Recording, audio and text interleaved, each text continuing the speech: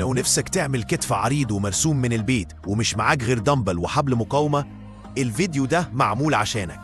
هوريك دلوقتي برنامج كامل 5 تمارين بس هتشتغل على الكتف الأمامي والجانبي والحنفي علشان يبقى مرسوم من كل الاتجاهات. أنا كوتش محمد وأنا هنا علشان أساعدك. قبل ما نبدأ اضغط لايك للفيديو واشترك في القناة علشان توصلك كل التمارين الجديدة أول بأول.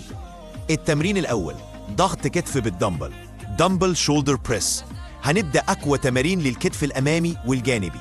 امسك الدمبلز على مستوى الأذن واضغط لفوق وبعدين انزل براحة. هنعمل 3 مجموعات 12 عدة. التمرين التاني رفع جانبي بالدمبل، lateral raises. افتح دراعاتك بالدمبل لحد مستوى الكتف وارجع براحة. التمرين ده هيوسع كتفك ويفجر الكتف الجانبي. 3 مجموعات 15 عدة. التمرين الثالث رفع أمامي بحبل المقاومة، front raises. ثبت الحبل تحت رجلك وارفع لقدام لحد مستوى الكتف.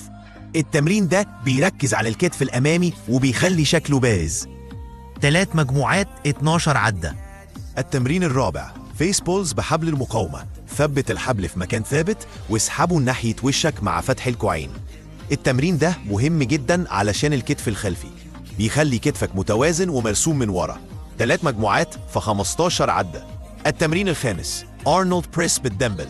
ابدأ بالدمبلز قدام وشك، افتح لبره وارفع لفوق زي ما أرنولد كان بيعمل. التمرين ده بيشغل الأمامي والجانبي مع بعض ويدي ضخامة للكتف. 3 مجموعات في 10 عدات. وكده خلصنا برنامج الكتف كامل بالدمبل وحبل المقاومة من البيت. جرب التمارين دي 2 ل3 في الأسبوع وهتشوف كتفك بيتغير بسرعة. اكتب لي في الكومنتات أكتر تمرين حسيت إنه مولع الكتف عندك. وما تنساش تعمل لايك وتشترك في القناة علشان تتابع أقوى البرامج الجاية.